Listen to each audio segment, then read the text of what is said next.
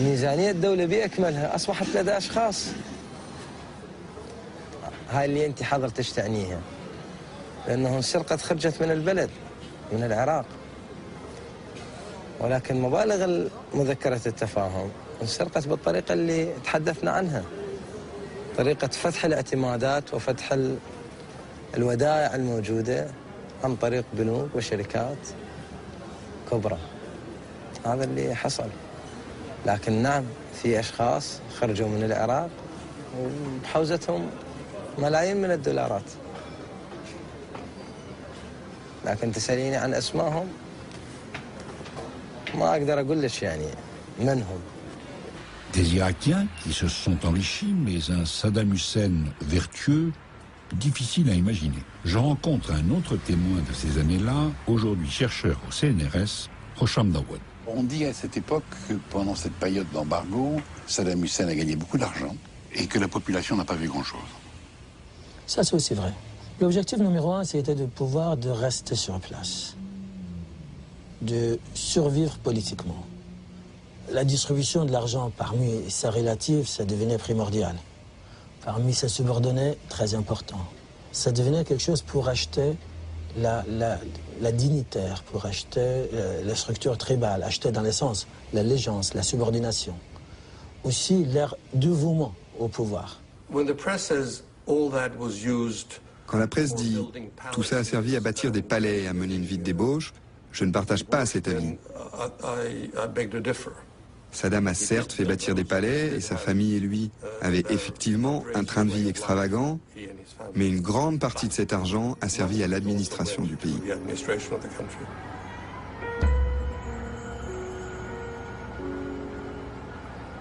Est-ce que le pétrole contre nourriture a quand même été utile à la population? Si on dit cette mesure-là a sauvé quelques milliers de personnes en Irak, de point de vue éthique, je peux dire que c'est utile. Si la question est posée différemment, est-ce qu'on pouvait faire mieux? Certainement, on pouvait faire mieux, avec plus de contrôle. Mais ce qui nous scandalisait au départ, c'est le salaire de fonctionnaires qui se trouvaient sur place. Ceux qui étaient humanitaires ou pseudo-humanitaires envoyés par les Nations Unies, ils faisaient la fortune de leur vie une fois qu'ils sont sur place en Irak. Des salaires somptueux, des avantages, le tout pour aller aider les Irakiens. Or, on voyait que la plupart de ces gens-là, ils venaient ici assez souvent pour s'enrichir. Je dois avouer que je suis très impressionné par ce que le programme a accompli. L'apport en calories de la population a augmenté de 90% durant le programme. La malnutrition a chuté. La polio a été éradiquée, etc. On peut dire sans exagérer que pendant cette période, nous avons maintenu 27 millions d'Irakiens en vie et en relativement bonne santé. Pour nous, c'est une énorme source de fierté. Cela nous attriste donc beaucoup de lire dans la presse que Pétrole contre nourriture a été un gigantesque scandale. Car en vérité, il a sauvé de nombreuses vies, ce qui n'est pas du tout la même chose. Nous avons fourni de la nourriture, des médicaments. Nous avons tenté de conserver un minimum de qualité au niveau de l'eau et de l'assainissement. Nous avons agi sur le plan de l'éducation, même si nous n'en avons pas fait assez, loin de là. Tout allait dans la bonne direction. Mais malheureusement, c'était très loin de ce que méritaient les Irakiens, qui n'étaient que de simples spectateurs innocents de ce conflit, pour survivre dignement et décemment.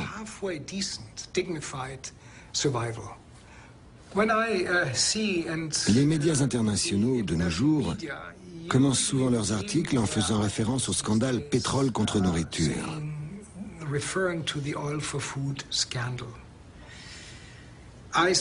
Je me demande toujours si dans leur article, ils découvriront le vrai scandale. Le scandale qui consiste à avoir imposé à une nation tout entière la misère, la mort, le désespoir. Pour moi, c'est ça, le vrai scandale. En février 2000, vous avez décidé de démissionner.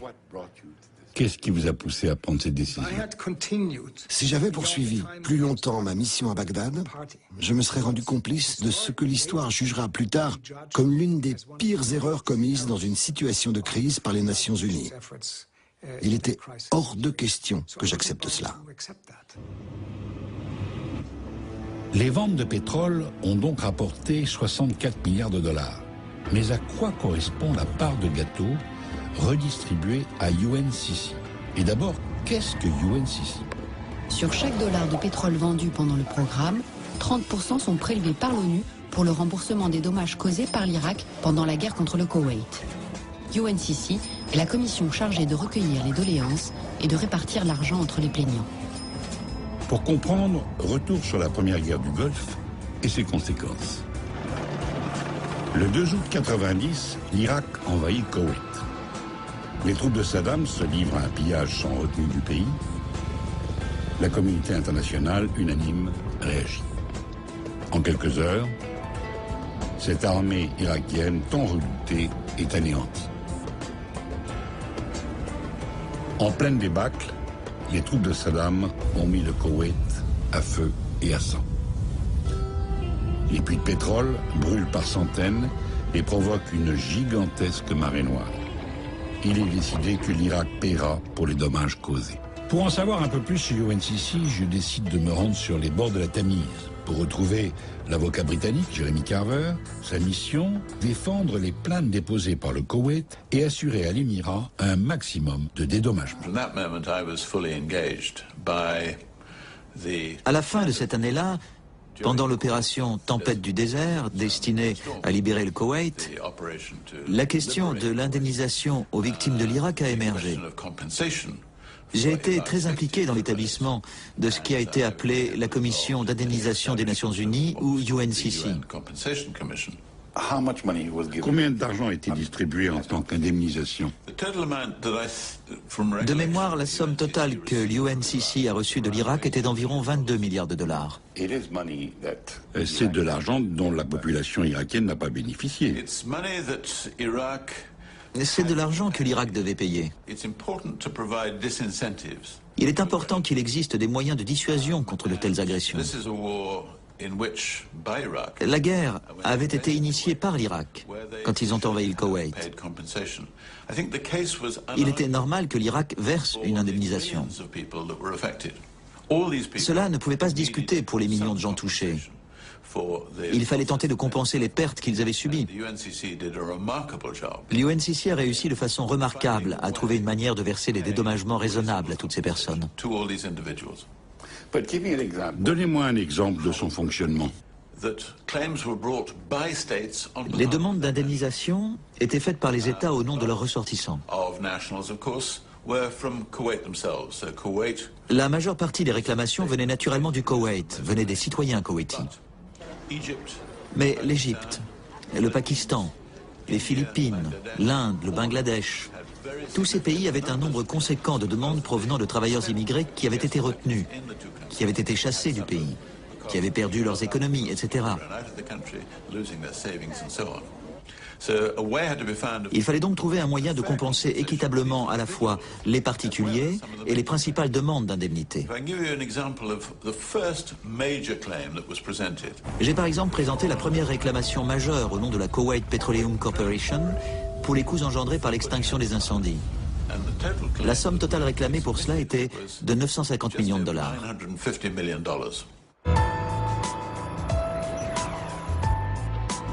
Mais alors comment l'Irak se défend-elle au sein de UNCC? Autrement dit, chaque fois qu'un pays sollicite un dédommagement, Bagdad peut-elle contester la validité de la plainte?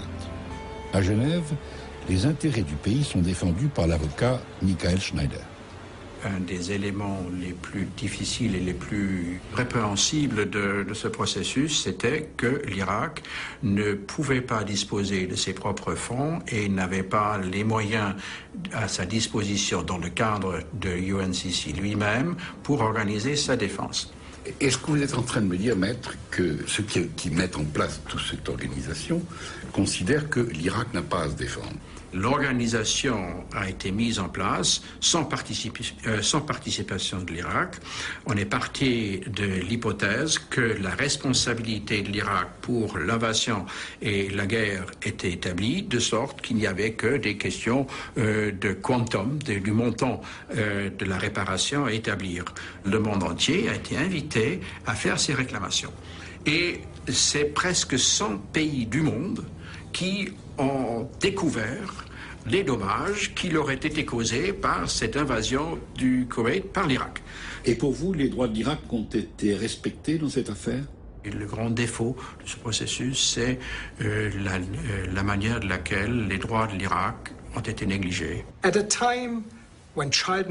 À un moment où la mortalité infantile atteignait des sommets, 30% des revenus du pétrole étaient détournés pour dédommager des entreprises et des gouvernements prospères. Ils auraient pu attendre. Et s'ils avaient attendu, certains Irakiens seraient toujours en vie aujourd'hui. Certains Irakiens ne souffriraient pas de troubles mentaux. Certains Irakiens ne seraient pas dans l'indigence.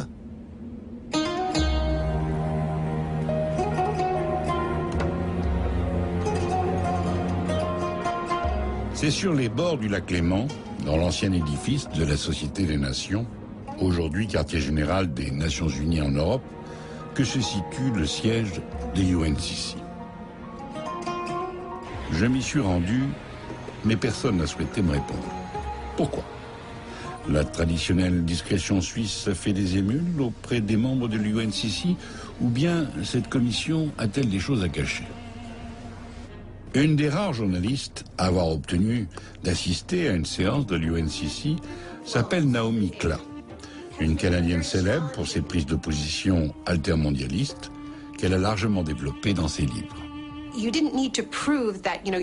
n'aviez pas besoin de prouver que votre magasin avait été bombardé ou détruit pendant l'invasion du Koweït par les Irakiens. Vous pouviez vous contenter de créer une situation hypothétique. Si l'Irak n'avait pas envahi le Koweït et si pendant ce temps-là, vous aviez continué à faire des affaires normalement, vous auriez gagné tant d'argent. Donc, l'Irak devait vous verser cette somme. Parmi ces entreprises, il y avait les plus grandes compagnies pétrolières du monde, Texaco notamment, mais aussi des entreprises de biens de consommation comme Toys R Us, Bechtel, Pepsi, American Express. Même la Société ornithologique britannique a reçu de l'argent. 2 kibboutz israéliens ont été indemnisés pour la perte de revenus touristiques, alors qu'ils se situent sur le plateau du Golan, dans des zones syriennes occupées. Et savez-vous le comble? Eh bien, j'ai découvert sur le site de l'ONU que l'Irak verse aujourd'hui encore 5% de toutes ses recettes pétrolières au titre des réparations de dommages de guerre à UNCC. Je résume. Pétrole contre nourriture est un programme auquel 4500 sociétés de toutes les nationalités ont participé et dont certaines ont largement profité. Une corruption parfaitement organisée, à tel point qu'il me paraît impensable qu'elle n'ait pas été dénoncée bien avant la publication de la fameuse liste du journal irakien Al-Mada. Car je vous rappelle que ce n'est qu'en janvier 2004 que le quotidien irakien publie ce document, dénonçant plus de 40 pays ayant bénéficié des faveurs de Saddam Hussein. Le scandale de corruption autour du programme a alors fait les choux gras de la presse, une aubaine pour les journaux conservateurs américains, et pour cause, l'ONU est dans leur ligne de mire depuis qu'elle a refusé de soutenir l'invasion de l'Irak par les forces de la coalition en 2003. The weaknesses in the Oil for Food program raises serious questions about the United Nations' ability to enforce sanctions and administer a humanitarian aid program in the future. On était, je crois, un peu naïfs, parce qu'on se sent toujours, en tant qu'onusien, on se dit toujours on est les bons, on ne va pas nous attaquer parce qu'on faisait notre travail. On faisait un travail dont le but était de nourrir le peuple irakien, de les aider. Je crois que l'administration en elle-même s'est réveillée trop tard. Et la déferlante était déjà sur nous. Le secrétaire général des Nations Unies était terrifié par toute cette affaire. Il avait peur d'être poussé à la démission. Donc il a fait ce qu'il devait faire parce qu'il avait le dos au mur. Il a mis en place une énorme unité d'investigation avec des pouvoirs extraordinaires dirigés par Paul Volcker pour enquêter sur le programme. On n'avait jamais vu ça et ça m'étonnerait qu'on le revoie un jour. 30 millions de dollars par an, un nombre d'enquêteurs illimité. Et les enquêteurs de la commission Volcker allaient dans les bureaux, sur les disques durs des ordinateurs, dans les placards, allaient dans le bureau de Kofi Annan, lui demander qui il avait vu tel jour, à telle heure, etc. Et finalement, ça a permis de vraiment faire toute la lumière, je pense, sur cette affaire et de permettre à une commission indépendante de faire un vrai travail d'enquête de police sur ce dossier.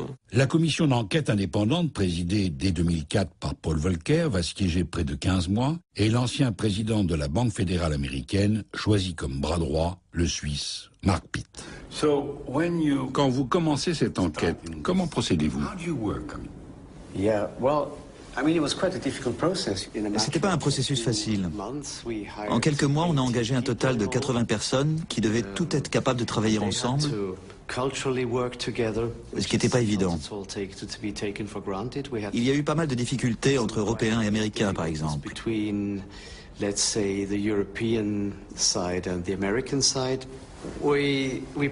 On n'a probablement pas eu accès à toutes les informations, c'est clair. On a eu environ 12 millions de documents.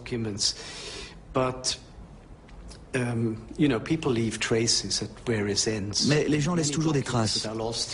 Et on a retrouvé par d'autres biais de nombreux documents qui nous manquaient. Je m'intéressais particulièrement à la façon de soudoyer. Sur un des murs de ce bâtiment, on avait accroché un tableau de 4 ou 5 mètres de long qui nous permettait de visualiser les intermédiaires.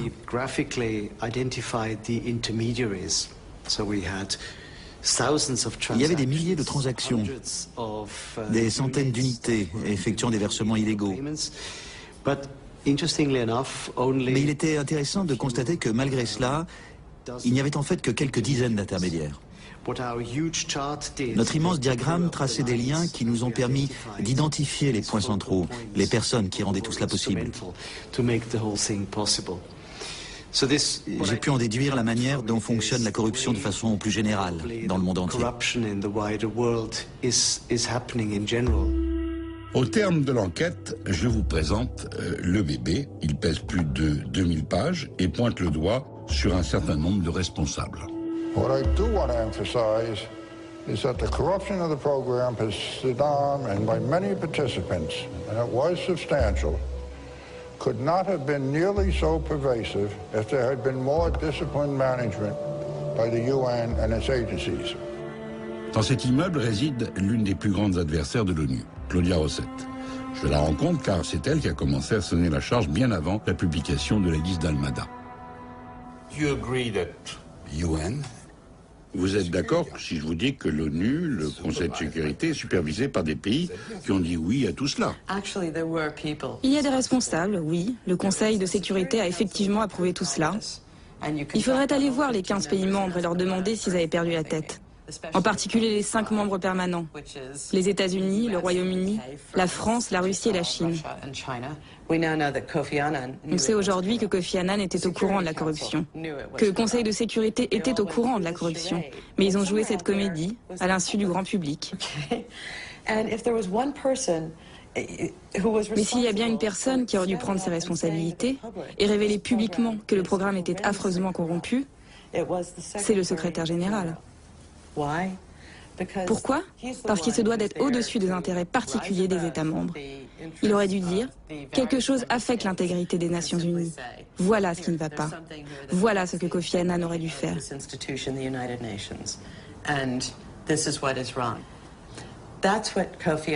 C'était de sa responsabilité. Il aurait dû prendre les choses en main.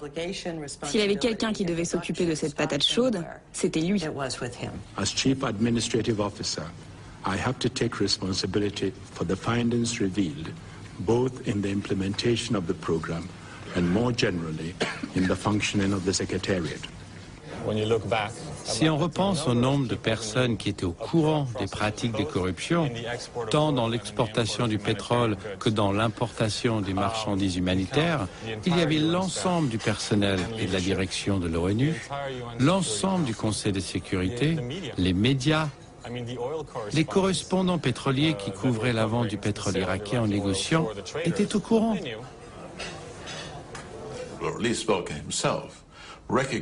Au moins, Volcker lui-même a bien vu qu'il s'agissait là d'un travail politique et qu'il fallait trouver des boucs émissaires pour apaiser la meute assoiffée de sang de la presse conservatrice. Mr. Bernard Sevan, in fact, did repeatedly solicit oil allocations for a small trading company called AMAP. Je vous dis tout de suite que Bernard Sevan, qui, je vous le rappelle, chapeautait tout le programme en tant que directeur de l'OIP, a dû sentir le vent débouler. Il a quitté précipitamment New York, la veille de la publication du rapport, et vit aujourd'hui dans son pays natal, quelque part à Chypre. Il clame son innocence, mais il n'a jamais répondu à nos sollicitations. Une seule personne appartenant aux Nations Unies a été montrée du doigt, Bernard Sevan. Un seul homme peut-il payer pour toute l'organisation, à votre avis? Je pense que c'est beaucoup plus compliqué que ça. Le rapport principal, qui fait 500 ou 600 pages, montre à quel point les dysfonctionnements du Conseil de sécurité ont été sérieux.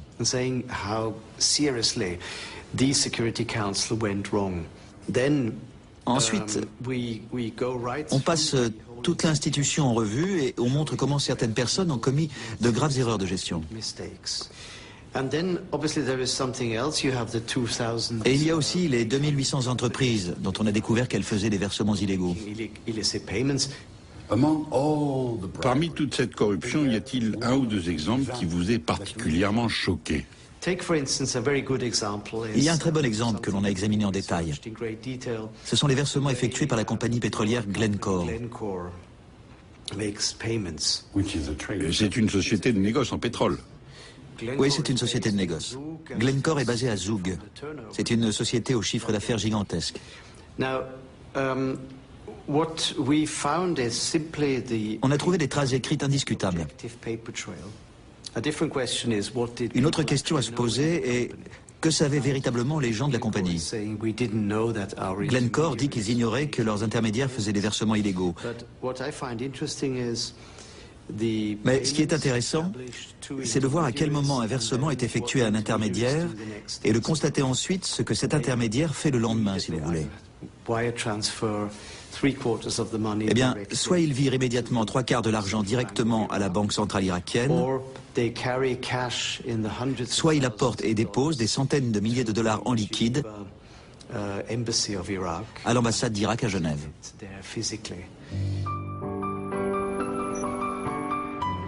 Me voilà donc sur le lac de Zugezi, où s'étend la petite ville moyenâgeuse de Zug. Cité modeste, mais rien qu'en apparence. Car ces vieux murs abritent un nombre de milliardaires impressionnant au mètre carré. C'est là que se trouve le siège de la première société suisse, par son chiffre d'affaires, Glencore, spécialisée dans le négoce des matières premières et surtout celui du pétrole. Société qui ne tient pas à communiquer sur le sujet. Mais devant des entreprises aussi discrètes, comment la justice helvétique s'y est-elle prise pour entamer des poursuites? C'est le procureur général en charge du dossier, Claude Nicati, qui m'a donné la réponse. Elles n'ont pas voulu mal faire, si je puis dire. Elles n'ont pas voulu crassement violer les lois existantes. Elles ont voulu faire du commerce et peut-être ont dépassé quelque peu les limites qui étaient fixées.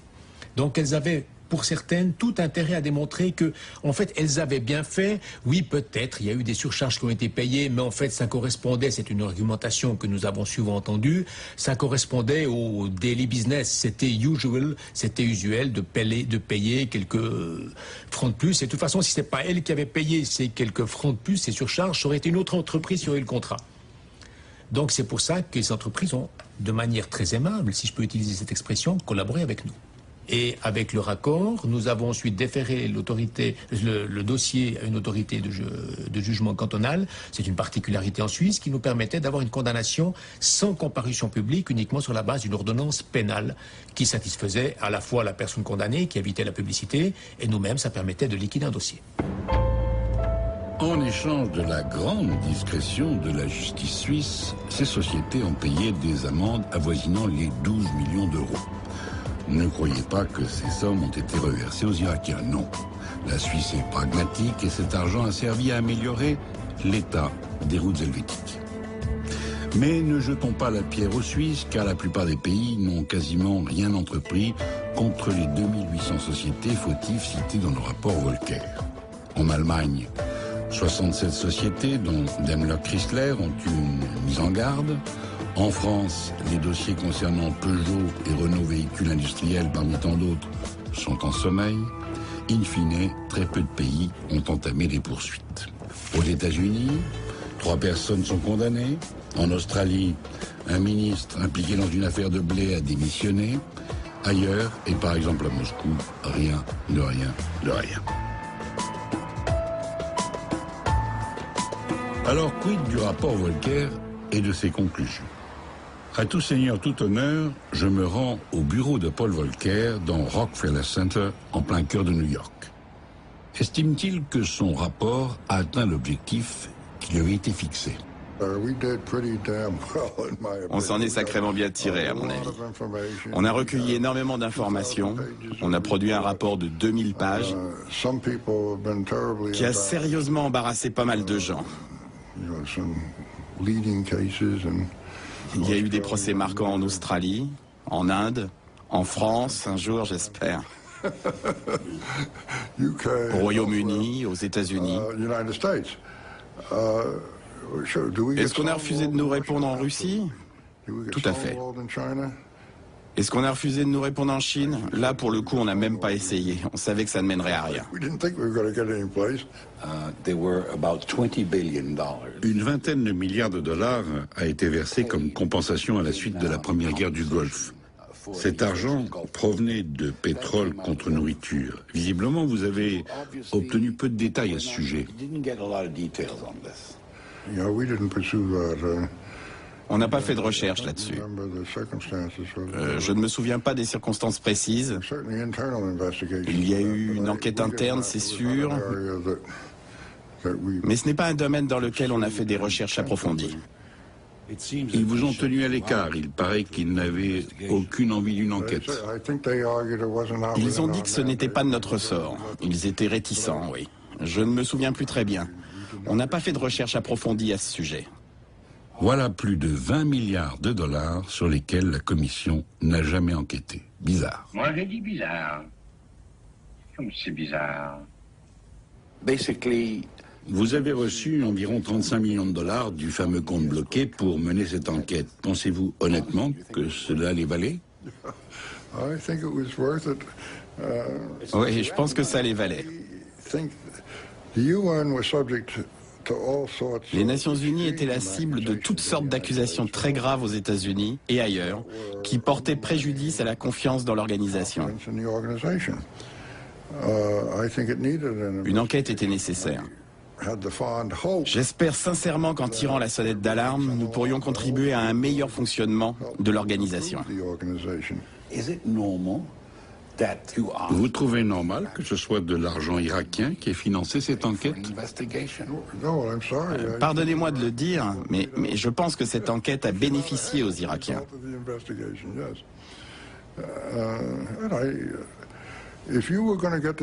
Si on voulait que cette enquête se fasse efficacement, qu'elle se fasse rapidement, il fallait à tout prix éviter les processus financiers archaïques et constipés de l'ONU.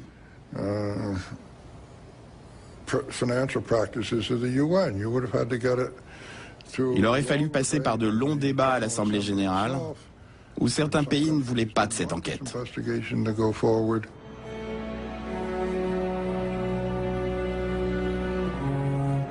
Dans leur conclusion, les membres de la commission Volcker proposent une série de réformes à l'ONU pour lui éviter de connaître les mêmes déboires. L'organisation en a-t-elle tiré des leçons?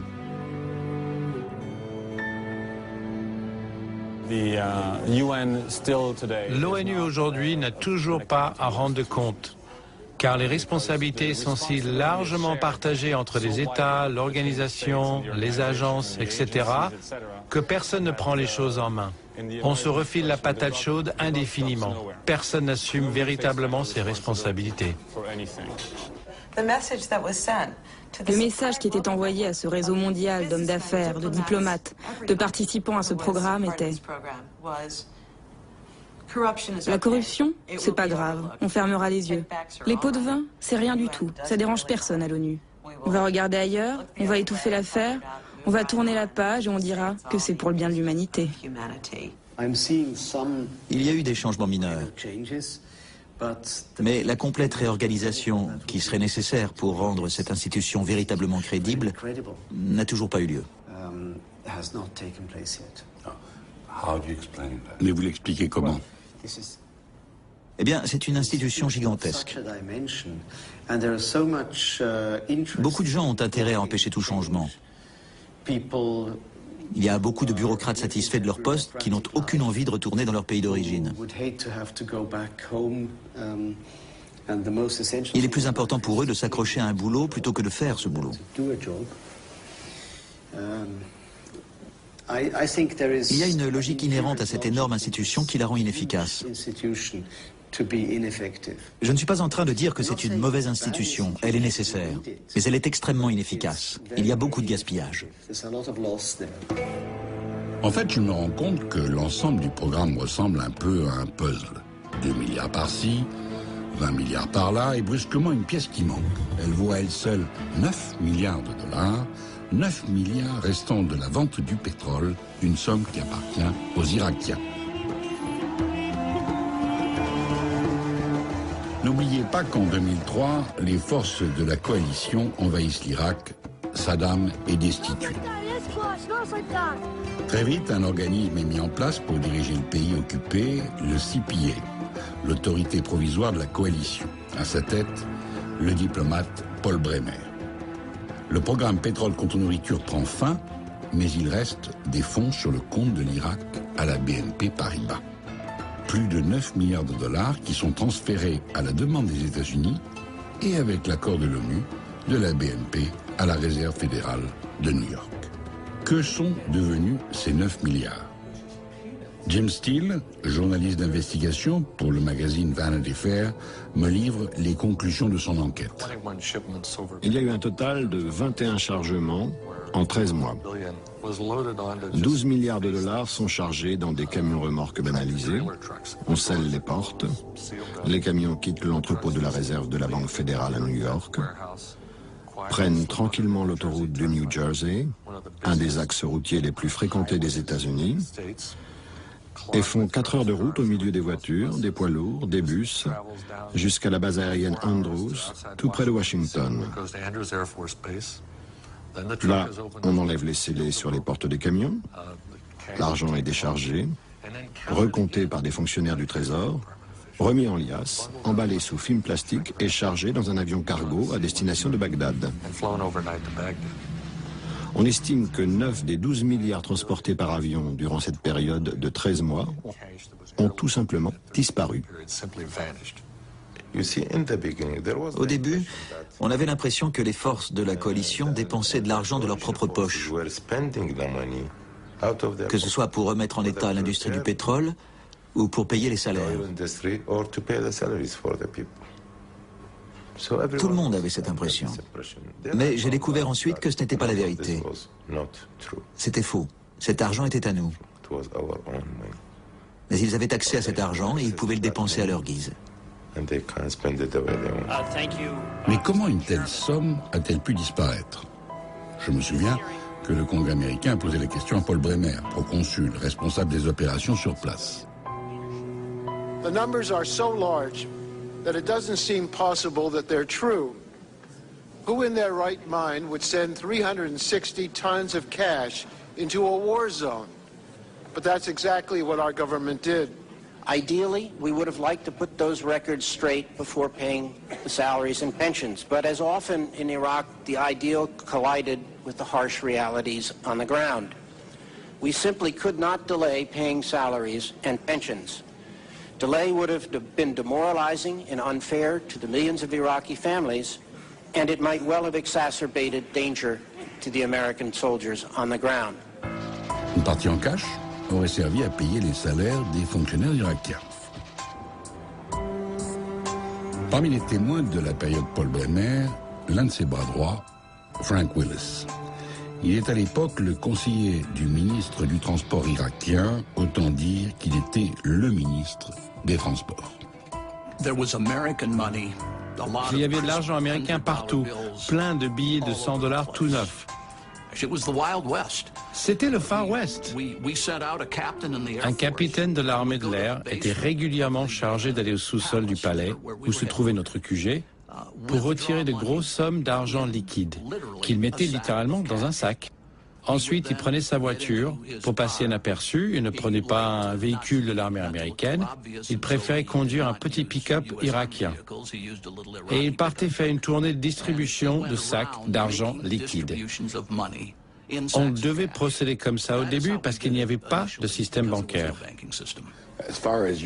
Entre le travail accompli et l'argent donné, est-ce que cela vous a paru juste? Fair? J'ai des sérieux doutes là-dessus.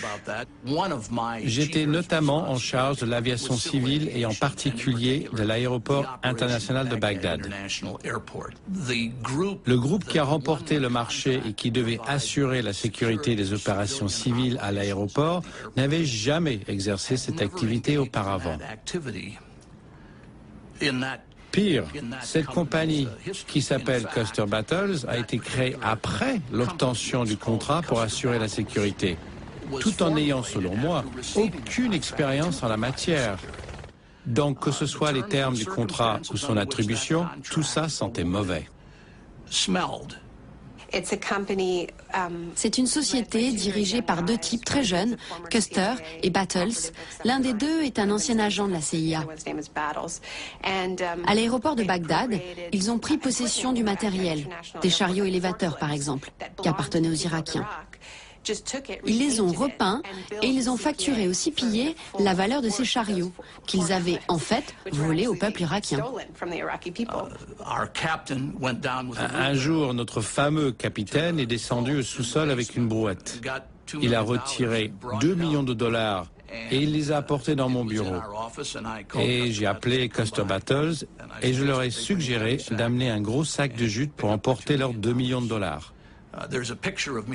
Il y a une photo de moi devant ces $2 millions. Ils étaient en coupure de $100, emballés dans du plastique sous vide par bloc de $100 000. On appelait ça une brique. On a joué au football américain avec les briques avant que Custer Battles ne vienne les chercher.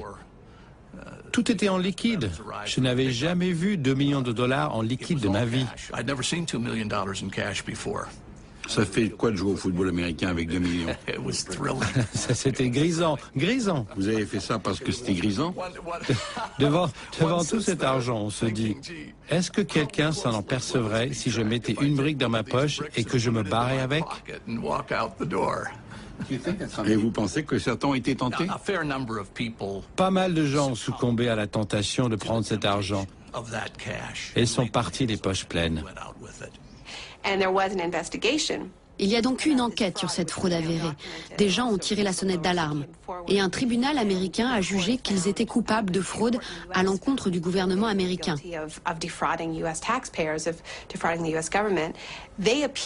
Custer and Battles ont fait appel en arguant du fait que le CPA n'était pas le gouvernement américain. Un deuxième juge a statué en faveur de l'entreprise. Il a jugé non pas qu'ils n'avaient pas commis ces délits, mais que le CPA n'existait pas.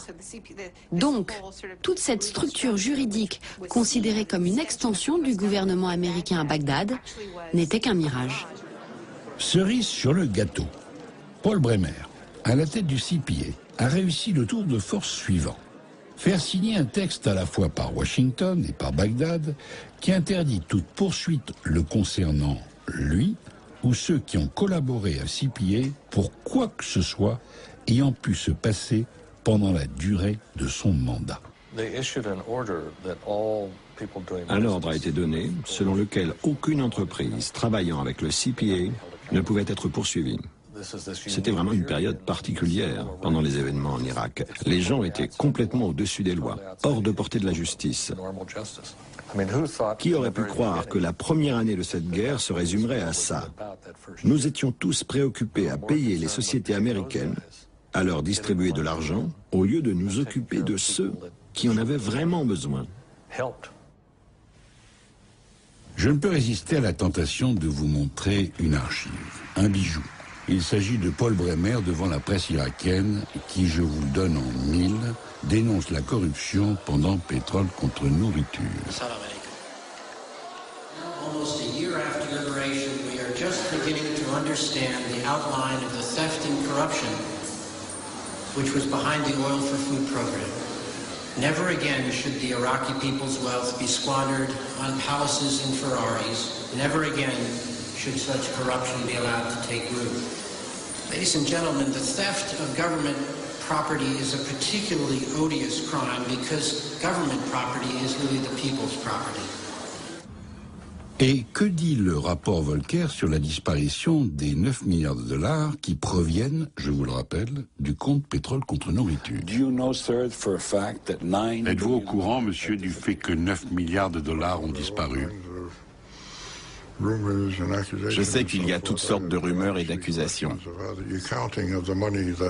On peut naturellement se poser des questions sur l'utilisation qui a été faite de l'argent irakien, ainsi que de l'argent américain dont disposait le CPA. Mais ça ne faisait pas partie de notre enquête.